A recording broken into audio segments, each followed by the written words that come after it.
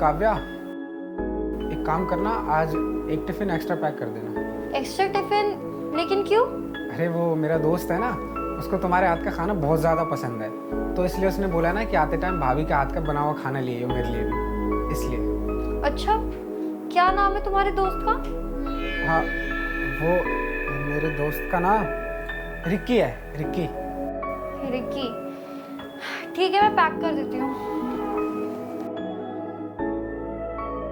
ये लीजिए, मैंने 2 लोगों का खाना इसमें ही पैक कर दिया है। चलो ठीक है, मैं चलता हूँ।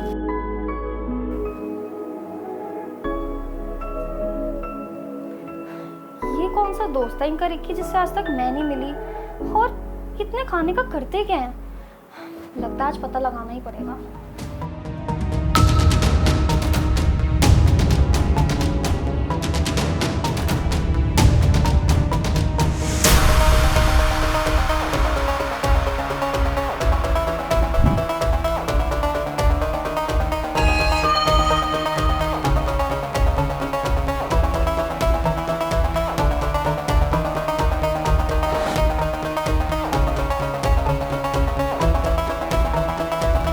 कहाँ रह गई यार, काफ़ी लेट हो रहा है मुझे भी।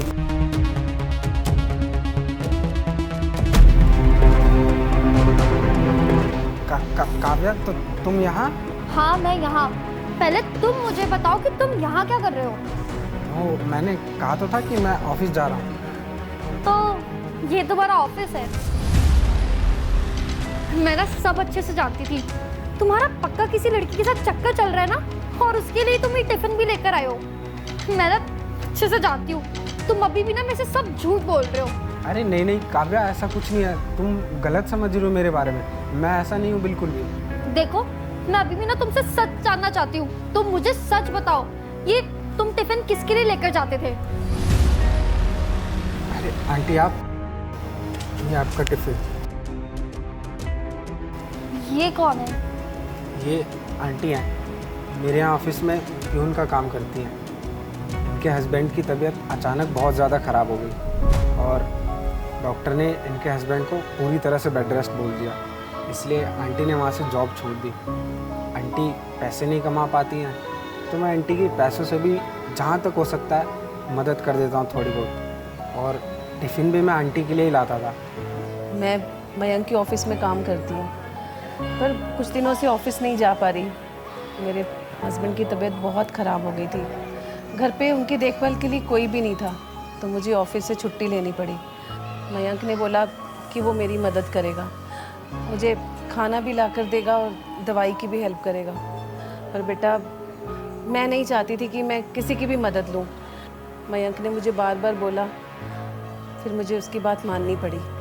और मयंक को मैंने ही बोला कि किसी को बताएगा नहीं। आजकल लोग दूसरों का मजाक उड़ाते हैं, उनकी मजबूरी का फ़ायदा उठाते हैं, बस इसलिए मैंने मयंक को मना किया था।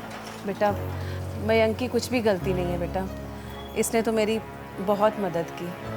आंटी सही कह रही है काव्या, मैंने तुम्हें इसीलिए नहीं बताया कि तुम ये बात अपनी सहेलियों को बताती, और तुम्हारी सहेली आंटी की मजबूरी का मजाक उड़ाती, वो मुझे बिल्कुल भी अच्छा नहीं लगता। सॉरी, मुझे लगा कि आपका किसी के साथ चक्कर चल रहा है। मुझे माफ़ कर दो, मैंने आप पे शक किया, लेकिन ये सारी बातें आपने मुझे पहले क्यों नहीं बताई? काव्या, जिसको मदद करनी होती है ना, वो साइलेंट तरीके से भी मदद कर सकता है। ज़रूरी नहीं है कि हम किसी की मदद कर रहे हैं तो उस चीज़ का ढोल बजाएं। हाँ, आपने एकदम सही कह रहे हो। और आप ना आपसे बिल्कुल टेंशन मत लेना, आप आराम से ऑफिस जाना, और आंटी को मैं खाना दे दिया करूँगी। इवन उनके लिए मैं अलग से टिफ़िन पैक भी करके रख दिया करूँगी। और हो सके तो आप प्लीज़ मुझे माफ़ कर देना, मुझे आप पे ऐसे शक नहीं करना चाहिए था। अरे मैं तो आपकी पत्नी हूँ, मुझे तो आपके ऊपर सबसे ज़्यादा ट्रस्ट करना चाहिए था, लेकिन मैंने आप पे शक किया। हो सके तो आप प्लीज़ मुझे माफ़ कर देना।